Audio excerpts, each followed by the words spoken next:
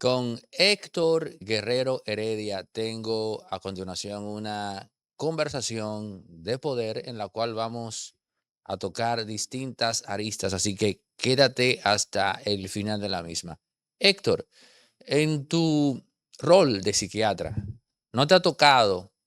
¿Sabes que en República Dominicana el tema eh, político concita la mayor atención, pero la gente también se va a cosas incluso hasta personales? Pero tú como psiquiatra que tiene una lectura de la mente, ¿te han tocado situaciones en las que tú dices, aquí lo que está ocurriendo es esto, esto y esto? A pesar de que la gente, los comentaristas dicen esto, pero ellos no saben que hay un factor que yo como psiquiatra estoy viendo. O sea, cuando el psiquiatra ve lo que otros no ven y entiende o siente que eso es lo determinante, ¿qué tú haces? ¿Tú te lo quedas para ti o tú de alguna manera comunicas eso en el programa? Mira, tu pregunta es interesantísima y yo te la voy a poner de otra forma. La política tercermundista de países como este es una mierda tan grande que lo que existe es una conducta social del que quiere ser político hacia la sociedad y no se maneja el individuo de por sí. Si tú analizas cualquier político desde el punto de vista psiquiátrico y lo llevas a mi consultorio, ahí tú vas a conocer al individuo realmente, al papá que adora a sus hijos, al ladrón que tumba creyendo que eso es parte de la dinámica normal tercermundista de ser político. Por lo tanto, yo te puedo decir que no somos los psiquiatras los que debemos medir, analizar la conducta del hombre politicón. Porque es que Es un político. el hombre politicón o el zoom politicón de los griegos, sino que nosotros lo que vemos es a un grupo de actores bajar a esa letrina que es la conducta, el ejercicio y la vida política. Si tú tomas y analizas qué ha pasado en los últimos 100 años de política, te das cuenta que no hay solo, un solo movimiento real de política pura. Juan Bosch, 1963, trataba de hacer algo diferente. Bueno, te lo acepto, pero trataba de hacer algo diferente, se queda en un símbolo semiótico de que lo cortaron a los 7 meses. Tú no sabías lo que iba a pasar después en los próximos 3 años. Entonces, como se quedó ahí, uno tiene una idealización de lo que fue Juan Bosch, aunque los hechos hablan de quién fue Juan Bosch después del 63. Entonces, para mí como psiquiatra, mi trabajo es en el consultorio. El psiquiatra traducido al medio, a la política, pierde su oficio. Espérate, espérate. Tú me estás diciendo a mí que al final del día. Todos son No, iguales. no, no, no, espérate, espérate. Todos son la Espérate, no, no, misma no voy, mierda. no voy por ahí. Tú me estás Ah, ok. diciendo a mí que al final del día el comentario de un analista político pesa más que la evaluación que haga el psiquiatra de esa misma persona. En el mundo, sí, claro. Tú tienes la capacidad de crear mucho más eh, noticia real que yo frente a cualquiera de los protagonistas políticos que hay. Porque es que una cosa es la vida íntima de cada quien y otra cosa es ponerse el traje de buzo que significa la práctica de la política en un mundo tercermundista. Mm. O sea, por más bueno que tú quieras ser, por más grandes intenciones que tú quieras hacer, llega un momento que los compromisos en el real momento de la política dominicana, tienes que transarte con los empresarios, con los compañeritos, con la realidad, con los impuestos, con los intereses, con el narco, con todo. Entonces, por más que tú quieras, no podemos al son politicón verlo como un individuo. Porque si tú agarras a cada político, te va a decir, coño, pero yo hice esto por esto y por esto. Tú sabes que yo no podía hacerle daño a tal empresa, pero yo quería hacerlo, pero los intereses, no, que si yo no le doy pan y circo al pueblo, el pueblo va a coger las armas. La práctica política, tercermundista, clientelista. Es imposible que tú te salgas de esa trampa. Pero también de tu, digamos, introducción a la pregunta, hay un aspecto que tocaste que merece ser amplificado. Hablaste del hombre en su intimidad, del hombre y su vida familiar.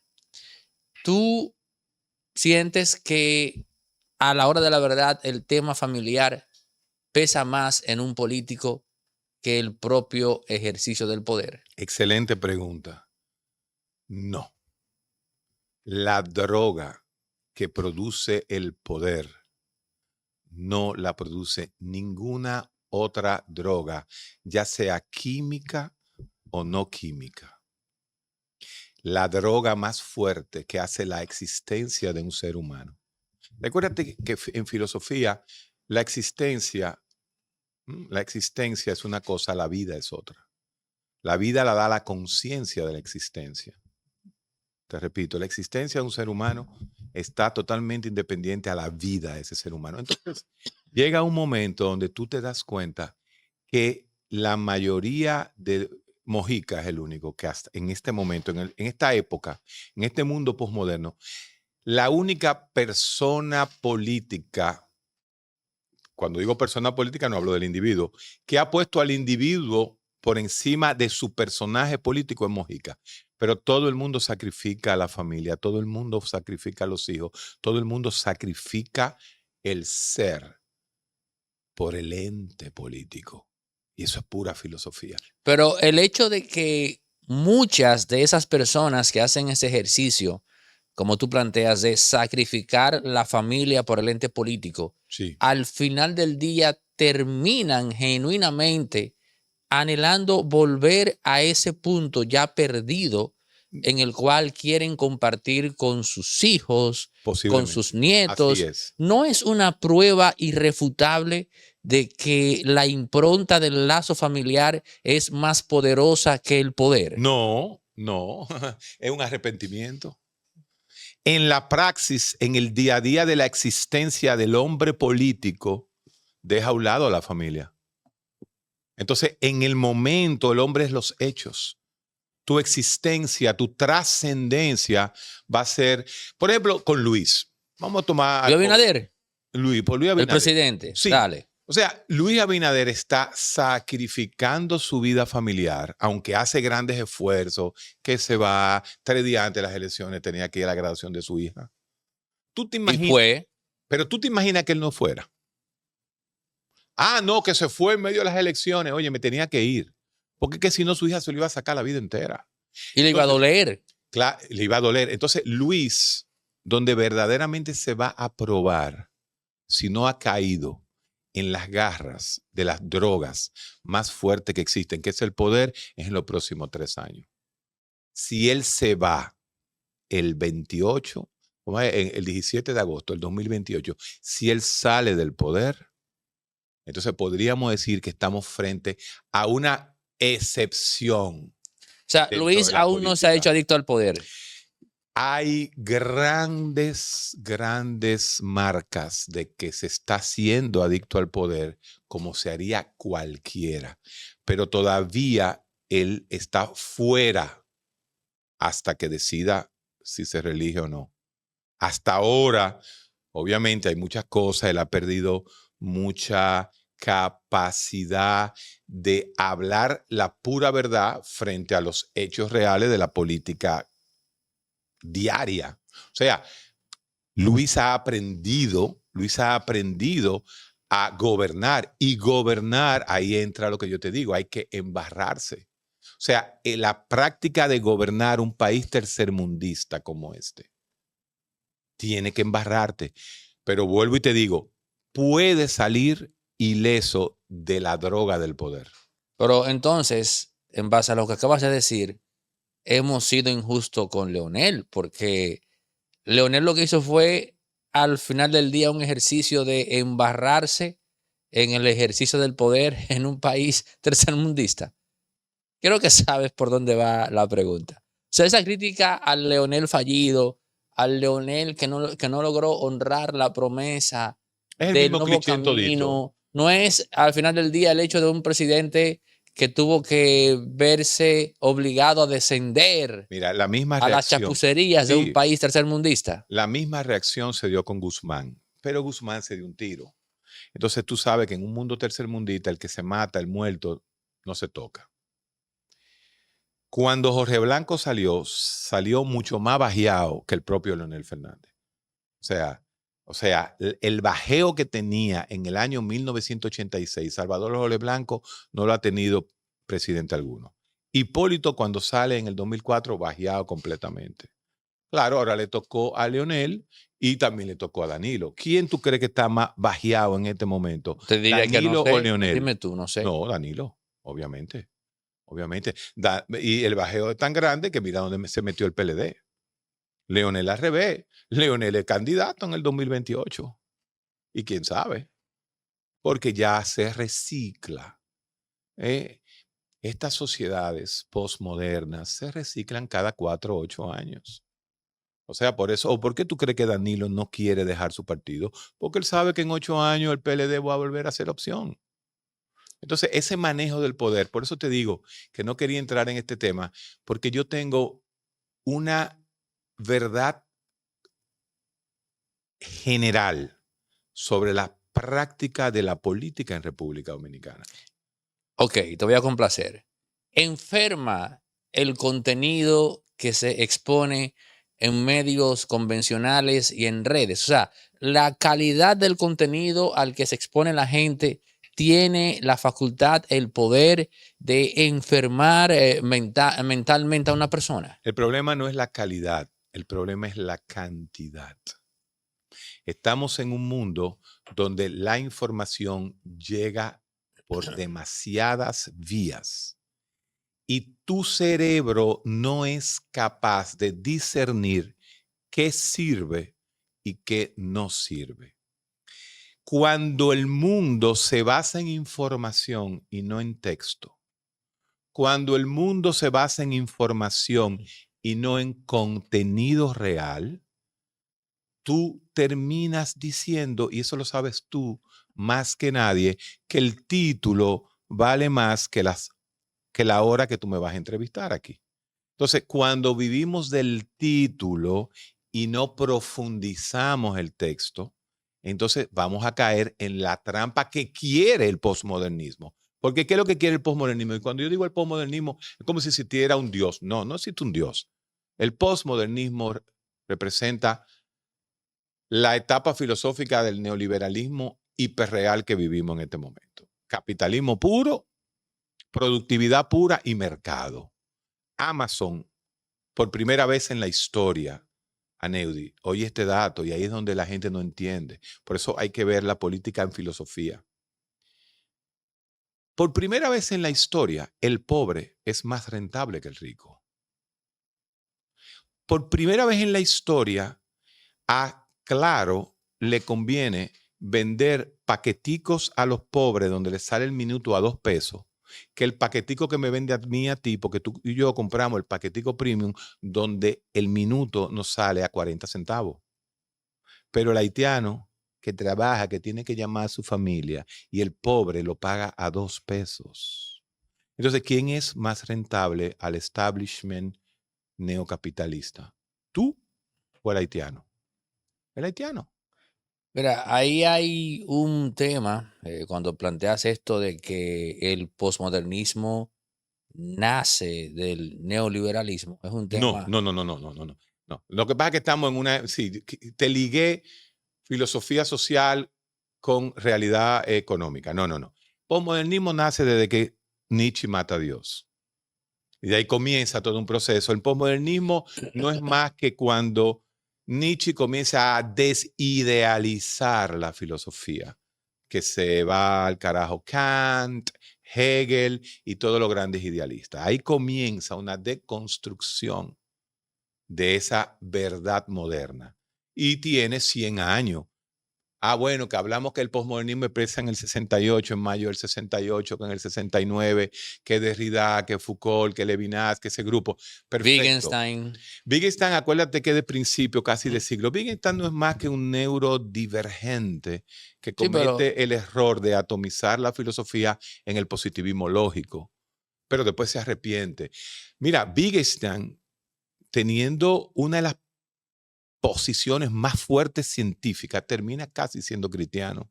Pero Wittgenstein también hace ese ejercicio de quitarle a las palabras ese significado endógeno y lo remite a factores totalmente externos, que fue el ejercicio que hizo Michel Foucault en el libro aquel, Las palabras y las La cosas, palabra y la cosa, sí. y el ejercicio que hace también Derrida, La vinculando gramática. exacto, los significados básicamente a las relaciones. Pero tú me recordaste con lo que dijiste en torno a la información a Henry Kissinger y a Yuval Harari, porque casualmente Kissinger habla en uno de sus últimos libros, que es La Era de la Inteligencia Artificial, habla de eso, de cómo tenemos hoy día la data, tenemos la información y el hecho, y aquí voy con lo tuyo, que él dice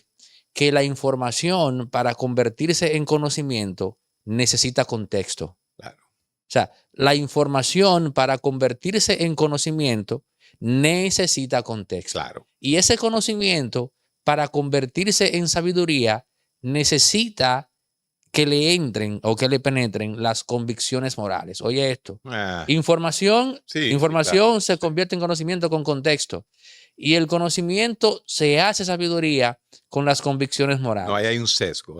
Para mí es lo contrario. Bueno, Yo pero soy un bueno, deconstructivista. pero ve, No, no. el punto es El que, texto, si tú permeas tu vinculación moral con el texto, ya tienes un con el sesgo. Ya conocimiento, tienes un sesgo. Y eso es fenomenología pura.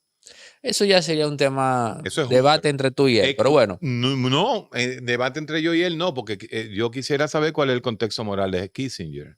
Kissinger es un zoom político. Bueno, No me venga a hablar de contexto yo te moral. diría que no, sí, él cree en la moral, pero la moral aplicable es Eh, básicamente a los angloamericanos, a los hermanos, no para los a los latinos, israelitas también. no para los latinos. Bueno, bueno, Entonces, es un buen punto. y me recordaste a Harari precisamente con el tema de cómo se pasa de la data a la información al conocimiento y del conocimiento a la sabiduría, que es un proceso muy humano que el mundo postmoderno está deconstruyendo. Totalmente. Mira, Y él pone en tela de juicio, ok, ¿qué es la humanidad hoy en día? Porque el ser humano necesita, o sea, el ser humano convencional necesita ese proceso de data, información, conocimiento, sabiduría. Y este mundo actual es una... ¿Por qué? Porque estamos volviendo a la data. O sea, nos estamos centrando dataísmo. exactamente. Y el dataísmo es un paradigma totalmente opuesto al modelo clásico de construcción de conocimiento. Totalmente, totalmente. Mira, cuando tú deconstruyas este programa, ¿qué lo vas a hacer? Tú vas a sacar shorts del programa. Tú te vas a dar cuenta de algo. El que escuche este programa completo te va a dar una opinión muy diferente a la opinión que te van a dar a ti los que solamente vean los 4 o 5 memes que tú saques de momentos de este programa. Eso es así. El que lo ve completo dice, concho, qué buen programa, bajaron profundamente, mira cómo tiraron esto, mira cómo tiraron otro. Pero cuando tú saques el meme, tú vas a ver que va a ser una erración. Al mercado le importa la emoción, no el sentimiento. El sentimiento pasa, la emoción se convierte en memoria y se analiza. Estar enamorado es una emoción. Amar es un sentimiento. Por eso es tan difícil el eros griego. Por eso tiene eros, tiene filia. ¿Por qué? Porque tú amas a tu madre, tú puedes amar a tus hermanos, amar a una mujer, a tu mujer, amarla. Pero la única diferencia es que el amor de madre, el amor de hermano nunca pasó la emoción del enamoramiento. Entonces, si lo que le interesa al mercado es solo emoción, porque el neuromarketing lo que quiere, y yo siempre me pongo de ejemplo, si el marketing lo único que necesita es que yo le compre otro foco, yo tengo más de 10 fucking focos, porque yo me gusta tener foco. Entonces, cada día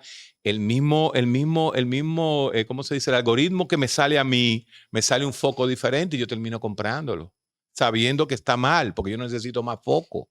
Tengo foco para darle hasta que la Tercera Guerra Mundial venga, pero lo compro. Entonces, mientras el mercado y el ser humano, nosotros no nos demos cuenta que la gran trampa del posmodernismo es que nos autoexplotamos y que ya no necesitamos al otro como enemigo.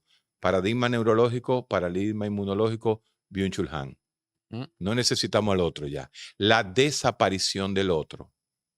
Te recomiendo a Eric Sadin, se escribe Sadin, porque ellos están analizando estos temas. O sea, han continuado con lo que ha comenzado Byung-Chul Han. Sí, me he leído ya 3 libros de Byung-Chul Han. Y todito. Vida contemplativa, la infocracia Exacto. y la crisis de la Sociedad del narrativa. cansancio. La base de Byung-Chul Han es sociedad del cansancio. De ahí, todo lo que él pare en los últimos 4 años han sido productos de Pero sociedad del he cansancio. notado que él es un autor, es un filósofo mucho más influenciado por la filosofía occidental que por la filosofía Coreana. oriental o coreana propiamente dicho. Él mismo, cuando él conceptualiza de que la filosofía se escribe en alemán, él entendió a Heidegger, él es muy Ujú. heideggeriano. Sí, Entonces, al ser muy heideggeriano, él hizo el gran cambio.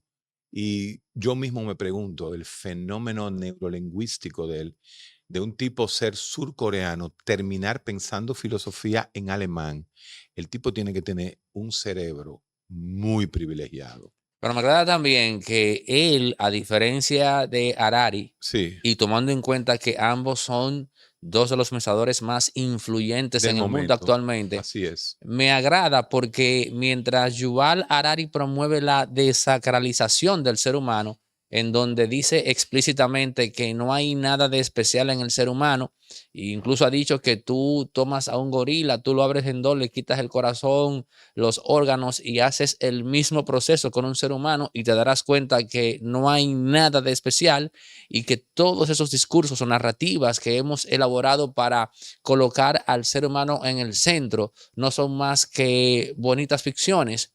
A mí me agrada que, por el contrario, Byung-Chul Han reconoce que hay algo de divino en el ser humano y trata de explicarle a sus lectores dónde nace ese sentido o de dónde viene ese sentido de lo divino en el ser humano. ¿Y por Me qué parece loable porque yo digo lo siguiente, te parece loable? loable, Esa es tu debilidad, Aneudi. vamos por parte, No, termino la no, idea. no, no, no, Me pero parece, espérate, déjame hablarte me porque parece loable, atrévete a escucharme. No, no, no. no te he Es un escuchado, cliché, es una debilidad que tú tienes, Aneudi.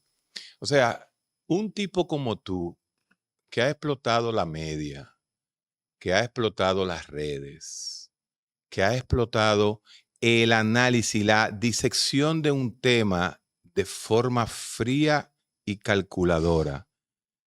Me sale ahora con el cliché de que le gusta más Noal Harari, no, no, Byung-Chul Han, Byung-Chul Han, porque Byung-Chul Han le da alma a ese gorila que disecta Noal Harari y dice que tú eres nada más que un pedazo de carne. A mí me da la impresión de que tú te quieres como encontrar a ti mismo. Esa persona perfeccionista que yo conozco, psicorrígida, ese tipo insistente con las cosas, búsqueda de la verdad. Mira, yo ahorita antes de comenzar esta entrevista, me fui ahí al área tuya de una biblioteca. Tú tienes una biblioteca que poca gente la tiene, aunque tú no lo creas. No por la cantidad de libros, sino por el tipo de libro. Tú todavía te estás encontrando a ti mismo. O sea, tú tienes a La Guerra y la Paz de Tolstoy, pero tiene un libro de conspiración de Charles Mason. Entonces, quien tiene esa bipolaridad en la lectura, te voy a dar un ejemplo, alguien que tú y yo en el fondo admiramos. Y es una de las cosas que nos parecemos, y tú sabes que tú y yo nos parecemos en muchas cosas, es la imagen que tenemos de Álvaro Albelo. Álvaro Albelo tenía esa misma biblioteca que tú tienes, pero 100 veces más grande.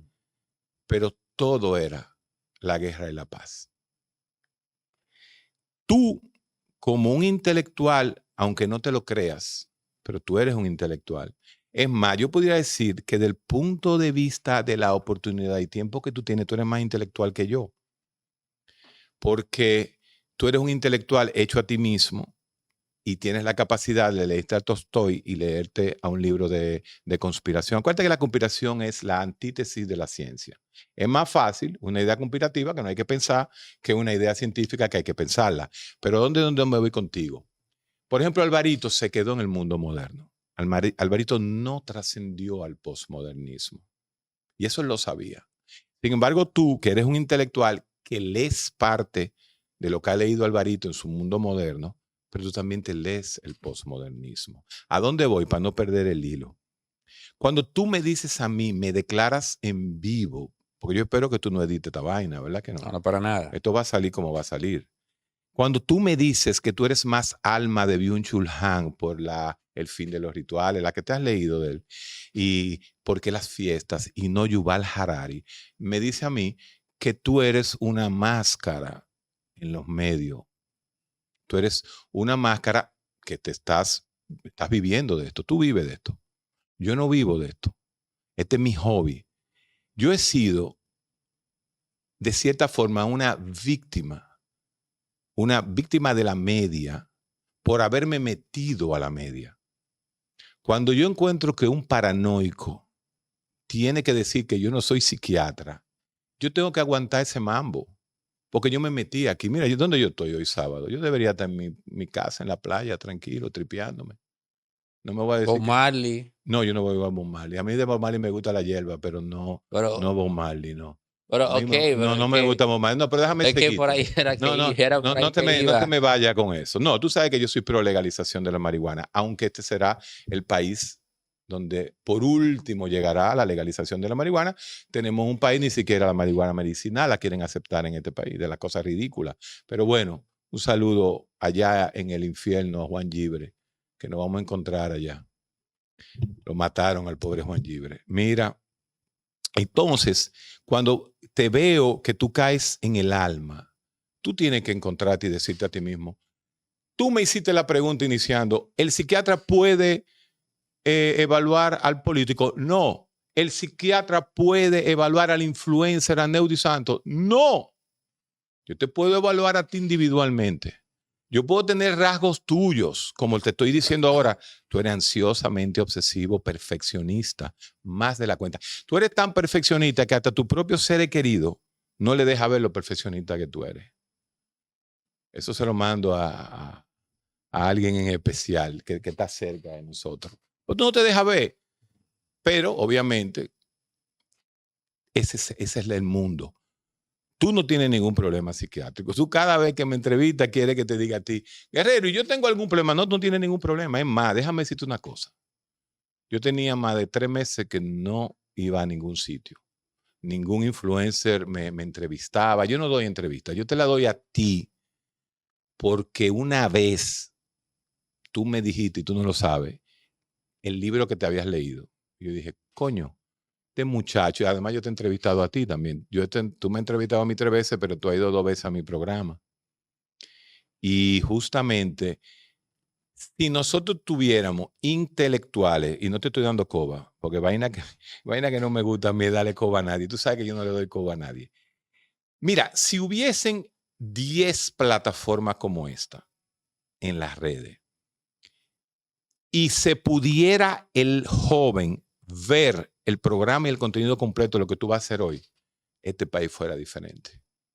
Pero no hay plataforma con el nivel intelectual donde tú te metes. Te metes tú. Aquí hay plataformas que tienen otra misión. Mis hermanos, tú sabes que yo soy Somos Pueblo, hasta más no poder. Sí, pero Somos Pueblo denuncia. Denuncia, es otra dinámica. Queremos entrar. Yo hablar con Ricardo y con Pirulo de llevarle, al Piro le quiero llevar un material psicológico, porque tú sabes que el Piro es psicólogo. Él iba a trabajar conmigo. Él dejó la práctica de la psicología clínica por irse a Somos Pueblo. Y obviamente yo lo dejé. Y no me resiento por eso, porque hubiera sido tremendo psicólogo de drogas y de adicciones. ¿Qué es lo que yo hago donde yo estoy? Tú tienes idea de lo que me ha costado a mí en el mundo científico, en la psicorrigidez de la ciencia médica, que yo me haya ido a trabajar a la plataforma donde estoy. ¿Tú tienes idea del rompimiento de esquema que eso significó? Y yo lo pago eso. ¿Cómo yo lo pago? Teniendo que venir a donde gente como tú a veces a explicar. ¿Tú te acuerdas la vez del lío con Laje? Eso se cogió y se convirtió en una vaina que no era, pero imagínate, la emoción. Yo he peleado, mira, yo he peleado 2 grandes batallas mediáticas, porque la batalla que yo tiro todos los días en mi oficio, viendo más de 20 personas diarias, ese es mi oficio, esa es la parte individual. Tú puedes decir lo que sea de mí, y a mí me van a seguir llegando todos los pacientes que yo necesito en los próximos 15 años. Tú puedes decir que yo soy drogadito, maricón, lo que tú quieras. A mí me van a seguir llegando mis pacientes. Entonces ya yo perdí ese miedo. El miedo al que dirán la media. Puedes decir mis vainas de uno. Tú no. No entendí ahí, vamos a ver. Tú, porque quiero volver a ti, Aneudi porque me lo Santos. cogí para Aneudi. Ajá. Es que tú te acabas de declarar, Aneudi, Vamos a cuando ver. tú me dices, me gusta Byung-Chul Han y no Noah Yuval Harari. No, Yuval Harari también ¿Te me gusta? agrada, Sí, pero cuando lo leo me digo, hay un problema aquí, porque Yuval Harari pretende desacralizar al ser humano. ¿Y qué ocurre? Sacralizar. No, él quiere ¿Qué tiene de él quiere de sacro desacralizarlo. el ser humano? Sí, claro ¿Qué que el ser tenemos de humano. sacro tú O y sea, yo? tenemos la autoconciencia, tenemos la razón, tenemos la conceptualización de la dignidad. O sea, Dignidad. el ser humano ¿Quién te hace digno? elaboró un ¿Qué te hace discurso, digno? un mito que le permitió colocarse en el centro del universo y se ha querido precisamente No, tú en la estás poniendo, posmodernidad tú estás atacar poniendo, eso. tú estás Y poniendo no por hay el nada centro de el universo. malo, perdón, no hay nada de malo en que el ser humano sea el centro del universo. No, Cada vez, eso es que tú cada no vez, dejas, tú no dejas al ser humano cada en el vez centro del que el universo. ser humano, dime. Tú no estás dejando al ser humano, tú estás poniendo la dignidad por encima de todo. Es ¿Y que quién la te dignidad, estableció? la ¿Quién te dignidad es el, estableció? perdona, la dignidad es el concepto que una vez ejecutado en nosotros nos garantiza que vamos a respetar al prójimo. ¿Y qué es la dignidad? La dignidad, Héctor, el concepto de que la vida humana, por el mero hecho de ser vida humana, tiene que ser respetada. No se puede ultrajar, no se puede cualquierizar. O sea, todo ese discurso, por ejemplo, bíblico, que se sintetiza en amar al prójimo, no puede ser aplicable. Carece de sentido si de antemano no tenemos algo llamado dignidad, Pero ¿quién tiene dignidad ese algo? ¿Por humana. qué tú necesitas tener ese algo? Claro que se Ahí necesita, es que viene Héctor. tu Se teísmo, ahí necesita. viene tu creencia, viene tu alma, ahí es donde llegamos. Tú llegaste a leer Crimen y Castigo, ¿verdad? Bueno, Dostoyevsky yo me leí a Dostoyevsky a los 14 años y cuando yo cogí el personaje de Raskolnikov, que es el Ajá. personaje ¿Por qué tú crees que principal. Raskolnikov hizo lo que hizo? ¿Y por Social. qué Raskolnikov terminó arrepentido? Cuando Raskolnikov asesinó a aquella prestamista A la y de vieja. paso se llevó a la doméstica, que esa fue la parte para mí más Sí. lamentable del libro. Collateral La damage. mato, exacto, la mato o no la mato, no, tengo que matarla también. O sea, Collateral damage. ¿tú crees que en el fuero interno de ese personaje existía algo remotamente llamado dignidad? No, Héctor. Sí, la vía. Sin embargo, La vía. llegó al final. Acuérdate que Dostoyevsky, la dignidad de Dostoyevsky está por encima de lo obvio. Entonces, Dios maneja la dignidad de lo obvio. Pero nadie tiene derecho a meterse con el hombre, ni siquiera la dignidad. La deconstrucción del hombre es individual. Por eso te digo que no me uses el cliché de dignidad, porque alguien te metió a No, ti. no es un cliché. Claro, No es un cliché. alguien o algo te metió a ti una verdad sobre la dignidad que responde a un pensamiento cristiano o a un pensamiento, vamos a llamarle taoísta, pero el tuyo es cristiano. Sí, lo Entonces, es. Lo es. esa es tu debilidad. Tu sesgo es que tú inicias la vida creyéndote culpable. El cristiano te mete la culpa y tú te la crees. Por eso es que ahora mismo Esa hasta te es cambió el la, rostro. esa es la, no, esa es la Atención, formulación. producción. Yo quiero que cuando yo digo que él era culpable, por favor, le enseñen el rostro a Neudi, porque él frunció el ceño de una forma tal, ¿tú que te Yo crees siempre hago culpable? eso.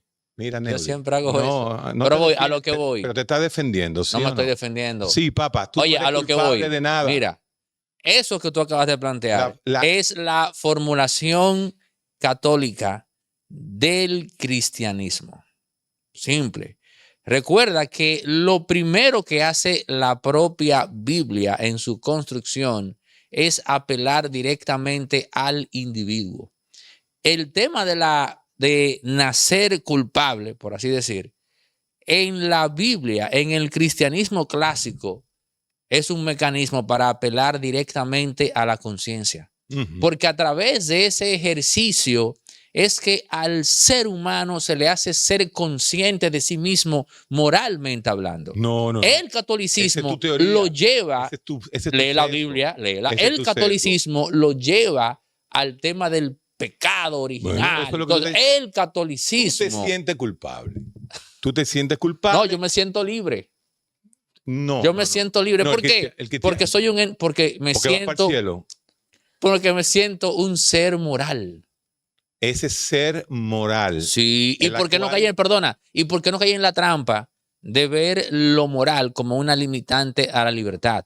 Porque lo comprendí estás que no se haciendo. puede ser, comprendí que no se puede ser libre fuera de lo moral. Es imposible Ya, ejercer la libertad fuera de lo moral. Solo se puede ser libre en el ámbito de lo moral. Y si te preguntas por qué, me adelanto y te respondo.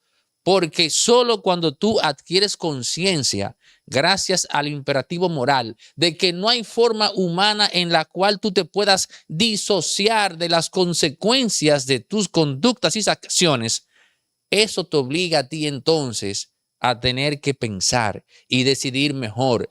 Y no hay nada en donde se ejerza más la libertad que en el ámbito de tener que decidir.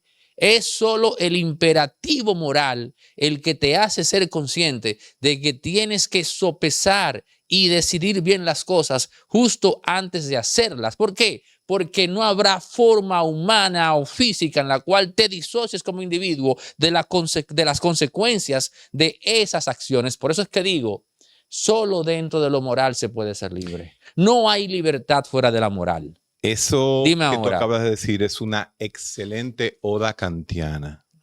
Y no de la crítica de la razón pura, sino de la crítica de la razón práctica. Yo dije en un momento en la entrevista que tú y yo nos parecíamos mucho.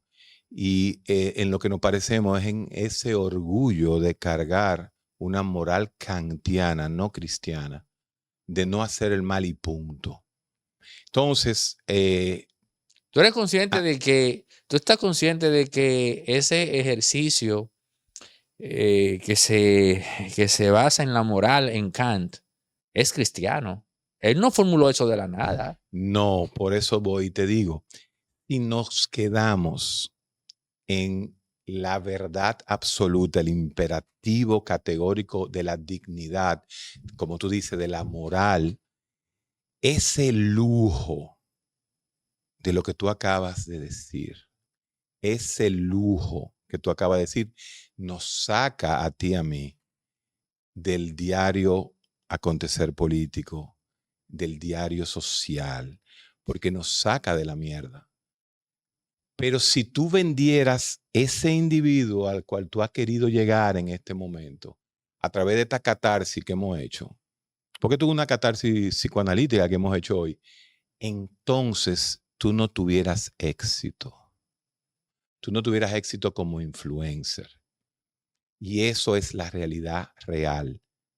Si yo me quedo con mi verdad kantiana en mi oficio de médico, no hubiese trascendido a los medios. Tú no me estuvieras entrevistando a mí. Ahora bien, nosotros somos parte de este sistema. Y si a ti y a mí, en un momento dado, no nos toca hacer este tipo de programa, estamos jodidos. Somos uno más en los medios. Por eso yo vengo aquí. Y quería decirte eso en el programa de hoy. Me ha encantado el sitio donde tú estás, los sábados, un día bueno, podemos hacer, dale continuidad a este propio programa. Pero qué bueno, porque tú no te has dado cuenta la catarsis que tú le has hecho a tus propios oyentes. Los propios oyentes que te ven a ti en un momento donde tú le pones una cara de intelectual, pero sales con una teoría de conspiración que al Es que final tienes que yo no deconstruirla. creo en teorías de conspiración. Pero Yo la lo que sí creo, tú vives de perdona, la teoría de yo lo que sí conspiración, creo es Anerdy. que se ha creado socialmente un mecanismo para tratar de descalificar a quienes no van con el discurso de la media. Porque, por ejemplo, en el mismo ámbito científico se ha llegado a la aberración de ver la ciencia como consenso. Lo cual Cuando, no es, cuando ¿cierto? la verdad, por ejemplo, no es un asunto de consenso. La verdad existe y punto. Tú eres kantiano, definitivamente. Hoy más que nunca he conocido al individuo, no al influencer. Y eso es bueno, porque me daba la razón del instinto que yo tenía de ti. Si tú eres kantiano, te vas a quedar solo en este mundo. Te vas a quedar como un ser humano outcasting. Fuera de aquí, cuando tú llegas a tu casa, ya levantaste la ceja otra vez. Te gusta que diga eso. Cuando tú llegas a tu casa, quédate kantiano, porque óyeme, esto es un lujo. Ser como tú estás diciendo es un lujo que no se puede dar a todo el mundo. Tú tienes a veces que dejar de hablar de alguien porque te llegó un anuncio de fulano. Tú tienes que perdonar a cualquiera porque es amigo tuyo. Y tú sabes que sí, que hay que hacerlo cuando estás en la media. No, yo no voy a hablar de ese tema porque este tema toca a esta persona que me ha ayudado económicamente mucho. Pero si tú al final tienes la convicción Sí, kantiana, pero te aclaro algo, te aclaro algo. Acá todo lo que ves aquí, es tuyo, aquí hay millones de pesos en equipo. es tuyo, Todo esto, y ves solamente una parte porque hay otra parte que está guardada y vienen más equipos. esto está muy... No, yo quiero averiguar dónde sacaste toda Esto se esta va, vaina. bueno, es muy simple. YouTube. eh, Eso me lo muy enseñaste simple. tú El que dime, en la campaña el que. coño, de producir de ti mismo. Ah, ok, Que sí, yo sí, no sí. soy que yo no le saco ni la mitad del beneficio que yo pudiera sacarle. Claro. Yo te lo dije, tú sabes lo que yo, después de toda la mierda que yo me tiré en el 2020, ¿tú te acuerdas con el COVID, la Talvia y defendiendo a Luis, que yo no tengo un anuncio del gobierno? Pero vamos para allá ahora. Pero yo quiero aprovechar ¿Eh? que tú estás aquí y que tú conociste a Alvarito Arbelo y que tú conoces muy bien la Z Qué y vaina. que tú, no, espérate, porque tú no sabes por dónde yo voy. Uy, me imagino. No, tú no, tranquilo. Tú trabajas actualmente con Alofoque. Chico Sandy se apropió, no sé si él está con Alofoque hoy día, no lo sé, pero Chico Sandy se apropió de la frase, esto no es radio. Y él la usaba en el programa de Alofoque. Los millones de animales e imbéciles y tarados mentales y oligofrénicos que siguen a Alofoque, cuando yo dije, le copiaron el nombre a Alvarito Arbelo. El nombre Esto no es radio, que la historia oficial es que el nombre lo usó Ariel Santana, pero después viene el Chico Sandy. Eso es radio, Santiago, eso no es radio. Yo te pregunto a ti, ¿quién era que le decía temprano en los 2000 en la Z101 a Willy? Willy, esto es radio. Esto no es radio, Willy. ¿Quién era que decía eso? Dime. No, el Alvarito. Entonces, diga a Santiago Matías que ese nombre se lo inventó Alvarito Arbelo. Díselo tú, que trabajaste con Alvarito y que decenas de veces te tocó ver a Álvaro decir, esto es radio, Willy, esto no es radio, Willy. Díselo tú, que eso no lo inventé yo. Lo que pasa es que él decidió no tener memoria. Ese nombre sale de la boca de Alvarito Arbelo. Interesante, yo no había visto ese dato. Pero tú recuerdas cuando él decía, esto es radio, Willy, esto no es radio, Willy. Exacto. No, tú sabes que él hacía lo hacía siempre, esa catarsis lo hacía siempre. Pero yo se lo digo a Santiago. En la media, en este mundo digital, yo he aprendido mucho de dos personas, de Santiago, y antes con Santiago, la primera interacción que hice contigo, y después nos bebimos un café juntos, porque tú ni bebes. Tú no bebes, mano. Tomo vino. No, no me hable de vino, que tú no tienes capaz, tú eres un mulatico de mierda, tú no puedes estar hablando de vino a mí. Tú lo que tienes que beber es romo, tú bebes No, yo romo. tomo vino, yo Entonces tomo tú vino. no bebes, porque tú eres un estrella. ¿Tú sabías que tú eres un estrella? Mm. ¿Tú sabes lo que es un estrella? No, qué sé yo. Pero no te quilles, Aneudi. Tú no bebes, eres psicorrígido, eres un jodido ratón de biblioteca. Tú eres un nerd, man. ¿Tú sabes cuándo tú te hiciste alfa? Cuando llegaste a la media. El único poder de hombre alfa que tú tienes es esta media. Después de ahí, tú eres un beta estudiado. ¿Tú sabes qué? Y eso es bueno. Poca gente. Mira, si tú te has leído la biblioteca que yo vi, es más, un día voy a venir, te voy a hacer un documental de las cosas que, para que tú veas los libros que tú tienes. Tú eres psicorrígido porque lo pones por letra. La A, todo la A están ahí, la B, la C, la D. Pero a la vez, no es que son libros todos de lo mismo, son libros de diferentes cosas, pero tú lo clasificas. ¿Tú sabes por qué tú lo clasificas? Porque tú crees en la dignidad. Porque tú en el fondo de tu ser tienes un macro que le vas a responder a alguien más grande que tú. Sí, Entonces, tú sí, tienes el sesgo, totalmente. tú tienes el sesgo del cristiano Y culpable. cuando yo te escucho, Por y eso no cuando yo eres te un hombre escucho, malo. Por eso cuando, eres un muchacho bueno en el fondo. cuando yo te Otra escucho, cosa, no priven bueno, que en esta media nos comen.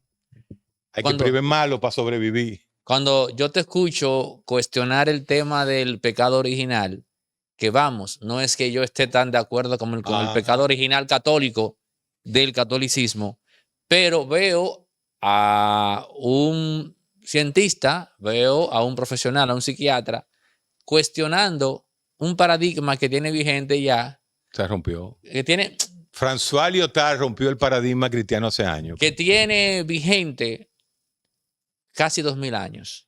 Y Aneudi. espérate. Esto está vigente ahora mismo en Croacia. No, pero yo, El mira, paradigma pero cristiano nada más vigente en el yo no me he tercer leído, mundo. escúchame, yo no me he leído a Lyotard, no me lo he leído, pero te diré algo fácil, algo básico. No es verdad que un filósofo, por más brillante que sea, va a venir a destrozar algo que tiene vigente operando en el ser humano 2000 años. En la masa. El simple hecho, perdona, en la masa, Neudi. No. En la masa. Hermano, el cristianismo es un tema que opera a todos los niveles. A todos los niveles. ¿Quién fue? A nivel chino opera.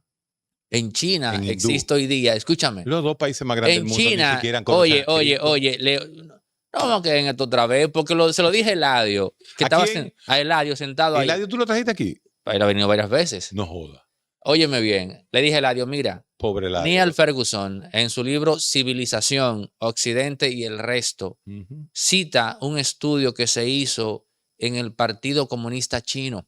Ese estudio a Occidente lo que pretendía era determinar por qué históricamente nos encontrábamos en una fase de la humanidad en la cual Occidente era superior. Y la conclusión a la que llegó, y él cita incluso el estudio textualmente, está en el libro, se llama Civilización, Occidente y el Resto, lo puedes buscar, y está por ahí cierto, en tu biblioteca. En esa biblioteca que viste. Entonces, ese estudio del Partido Comunista Chino, hay una parte en la que dice, pensábamos que era por su política, pero luego vimos que no. Pensábamos que era por su economía, pero luego lo descartamos. Pensábamos que era por su poderío militar, pero luego también concluimos que no. Y termina ese estudio diciendo, la base de la superioridad de Occidente es su religión, su cristianismo. Y por ahí comienza ese estudio a hablar de cómo el cristianismo terminó construyendo la democracia, la economía de mercado y todo eso. Hermano mío, mira, oye lo que te voy a decir. En el momento, porque es verdad, lo que tú dices es verdad. Ese proceso de, porque el mismo Ferguson lo dice, Occidente ha decidido darle la espalda a aquello que lo hizo superior. Y la conclusión de ese proceso de decidir darle la espalda a eso no puede ser otra cosa que la debacle. ¿Tú me estás copiando ya? Sí, No es un te asunto de estoy que copiando y veo cuál es tu intención. Acuérdate que todo tiene una intencionalidad en el ser humano. Me parece que estoy viendo a un próximo líder de derecha conservadora cristiana. yo no voy a ser Vas a caer político. en esa vaina, Yo no voy a Neudi. ser Ten político. cuidado, Yo quédate no soy donde tú estás. político. Tú aquí eres libre, no seas político. Pero El para nada, no me interesa. cristianismo murió y fue deconstruido hace muchos años. Podríamos hacer un programa de eso. ¿Dónde comienza el metarrelato cristiano a caer? No me hable de cristianismo en Bangladesh, donde hay 40 millones de personas trabajando en zona franca para producir cositas que vamos nosotros a consumir. El metarrelato cristiano murió hace tiempo. Solo queda en el mundo tercermundista. En el mundo tercermundista. Eso no es bonito porque definitivamente, como tú dices, Cristo estaba muy por encima del propio cristianismo. Vamos a estar claros. Acuérdate que Cristo era hijo de Dios, decía él. Pero Cristo decía lo más importante, Dios es amor. Amor, esa es la palabra, el amor está igual que Dios. Dios es amor. O sea, y no vamos a entrar porque eso es filosofía ya pura, pero esa moralidad cristiana no te va a dejar dinero aquí, ¿eh? Tú tienes que seguir siendo el influencer mordaz, incisivo, inteligente, y de vez en cuando tirarte entrevistas como esta que no te van a dejar más dinero que las otras. Álvaro Te lo digo, Erateo, ¿verdad? lo aprendí en las redes y lo aprendí contigo hace más de 2 años. ¿Qué te aprendiste conmigo? Vamos a ver. Esa vaina de lo que es las redes, la YouTube. Fíjate que la radio está en el suelo, Aneudi. La radio está en el suelo. Tú no puedes mantener un programa en vivo en un mundo como este 3 horas porque nadie lo escucha. Si no, nos vamos a la YouTube. A ver, este contenido, ¿tú sabes por qué este contenido va a tener más visuales? Porque cuando tú hagas los memes, tan, ¿cómo se dice? La vaina que tú vas a poner, el anuncio, el título. Cuando tú pongas el título, la gente va a decir, ¿qué pasó aquí? Que van a analizar a Neudi. No, hombre, esto es una trampa que tú me entendiste a mí, para que tú terminaras analizado, porque tú sabías que al final yo iba a decir que tú eres un tigre inteligente y buena gente en el fondo, porque tú lo eres. Pero este lujo nada más no lo podemos dar los sábados. Tenemos que seguir siendo jodones, conspirativos, incisivos de lunes a viernes. ¿Qué te parece? No, genial, genial. Alvarito Erateo. Diablo. Mira, yo creo que yo debo ser una de las personas que en los últimos 15 años la vida de Alvarito habló más con él. O sea, yo era capaz de irme a tu casa en las tardes y pasarme 2 horas con él.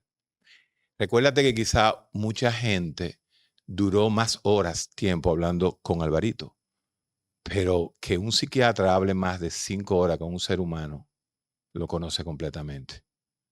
Esa es una realidad. Ahí sí yo te tengo que decir, sí, aquí estoy.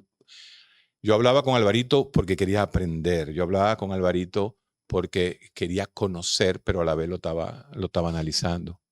La figura de Alvarito. Alvarito jugó ajedrez. Alvarito aprendió a jugar ajedrez en mi casa, con mi mamá, con el papá de mi mamá, con Mariano Heredia. O sea, nosotros nos unía una relación sanguínea. Él le decía a mi mamá Carmencita. Pues eran de la misma edad. Sí, Alvarito no podía concebir el concepto de un Dios religioso. Alvarito era panteísta, espinosista. Alvarito no creía en esa dignidad y esa moral que tú crees. Eso te lo puedo asegurar. Porque esa dignidad que tú crees te ata a la filosofía y a la dignidad cristiana. Y así como tú dijiste que la dignidad cristiana es que ha hecho el mundo en los últimos 2000 años, yo te puedo decir a ti que la moralidad de creer en un Dios politeísta, como eran los griegos, si el cristianismo no hubiera parado la inteligencia de los griegos. 1200 años de edad media represiva, católicamente establecida. Nosotros tuviéramos ya en una época, ya la tecnología hubiese pasado. Ustedes con su moral cristiana pararon la ciencia por más de 1200 años. Y no es culpa de Cristo, es culpa de los hombres que interpretaron a Cristo. Y tú tienes el tupé de decirme aquí que los avances y el mundo es por el cristianismo. Sí. Nosotros tenemos que hacer otro programa ya sobre ese tema. No, o sea, ponlo ahí en agenda, lo hacemos. No, Ahí. papá, ¿cómo tú vas a decir a mí que el cristianismo?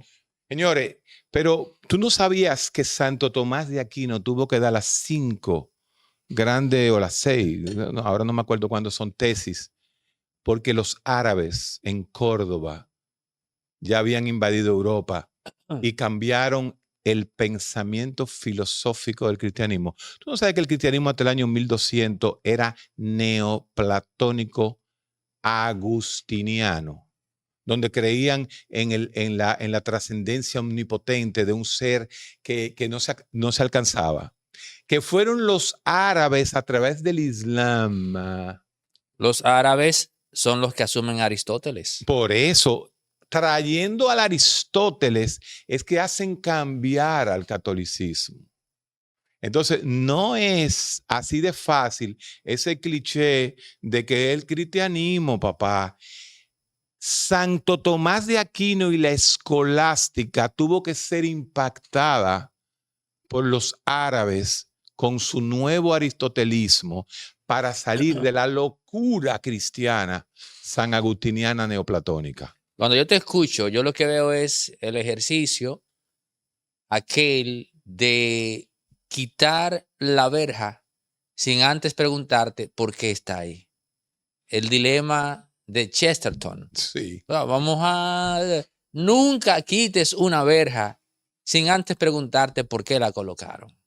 Nunca te pongas un imperativo categórico y menos sesgado en la moralidad cristiana. Bueno, lo que tú has decretado como si fueses un juez no es un ejercicio que me surgió a mí de un día para otro de la nada. No. Tú, por ejemplo, en tus 42 años ya llegaste. Tú no me dijiste o no cuestionaste cuando te dije, no puede existir libertad fuera de la moral. Sí, ahí y te expliqué por qué no hay libertad fuera de la moral. Tú no me dijiste nada de eso. No, porque yo entendí que tú eras kantiano. Eso es precioso. Pero tú puedes percibir la libertad sin dignidad. Sin tener conciencia de que todo cuanto tú hagas va a generar un impacto en ti y en otros, y que el resultado de ese impacto tiene que ser filtrado en 2 ámbitos, bueno o malo, no hay término medio. O sea, tú entiendes que puede existir libertad fuera de ese ejercicio. Sí, la hay, pero el hombre no la entiende. El hombre necesita subyugarse a moralidades, a crear dioses, a crear religiones. Sí, la dignidad no es un sentimiento humano. La dignidad es una imposición moral que tiene formas Yo te cambio diferentes. la palabra imposición por conceptualización. No es imposición. Y volvemos a Aristóteles. No es volvemos a Aristóteles. En la biología no hay moral. El primero que plantea lisa y llanamente que la razón de ser de todo lo que existe es simplemente seguir existiendo. Y que por lo tanto, aquello que procura simplemente seguir existiendo, lo que hace es identificar todas esas cosas que son buenas para el fin de seguir existiendo. La moral clásica nace de ahí. Por eso es que Schiller, por ejemplo, decía, ¿Quién? Schiller decía, y me encanta esta frase de Schiller. Es Schiller. No, oye bien esto. El sentido de lo estético va de la mano del sentido de lo moral. Allí donde se ha perdido el criterio de qué es bello y qué es feo, también se ha perdido el sentido moral de lo que es bueno y lo que es malo. Eso es la filosofía de la estética, que comenzó justamente con ese grupo, y Walter Benjamin decía que... El grupito de Jena, Sí, esta vez Schlegel también, el mismo Kant también, el mismo Fichte también, sí, Fichte, Hegel también. no, Fichte es el creador de la estética. La escuela de Jena. Sí, pero Walter Benjamin después en 1900 lo cita mucho, Víctor Hahn, y, claro, lo cita y mucho. te desbarata la estética de Fichte, tal y como tú dices. Óyeme, tenemos que seguir este tema porque yo creo que debe haber un grupo de jóvenes que nos deben seguir, a ti por tu lado, a mí en el recetario. Vamos a hacer un programa de filosofía contigo. ¿Te dejan ir todavía donde Santiago? Pregúntale. ¿A ti te quilla Santiago? Dime. Para nada, él me llamó fracasado. ¿Te llamó fracasado? Sí. Pero él no me autocensura como me censuraba en otros lugares. Yo te puedo llevar sin problema. Pero mira, dile a él, yo estoy preocupado por él, porque la última ¿Estás vez, preocupado? claro, porque él, la última vez que él me dijo fracasado, lo noté muy preocupado. Dímele, por favor, que no se preocupe por mi fracaso. Vamos a llamarlo. Que yo estoy muy bien. Vamos a dejar esto aquí. Pero óyeme, me ha encantado esta dinámica. Resorte Media es también productora audiovisual y aquí tenemos espacios rentables para producir contenido, pero también si tu empresa tiene una actividad fuera y va a hacer una transmisión en tiempo real, puedes contar con Resorte Media. También si necesitas alquilar equipos para filmaciones de películas o eventos, tenemos grúas de 40, 20 pies. En fin, otra cosa, artista independiente que tiene que hacer un videoclip en calidad 8K, 6K con imágenes de stock. Bueno, pues lo podemos hacer acá en circuito cerrado con los presupuestos más competitivos.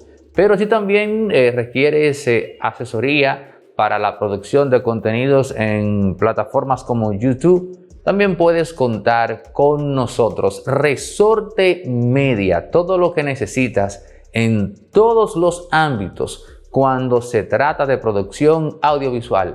829-741-3061.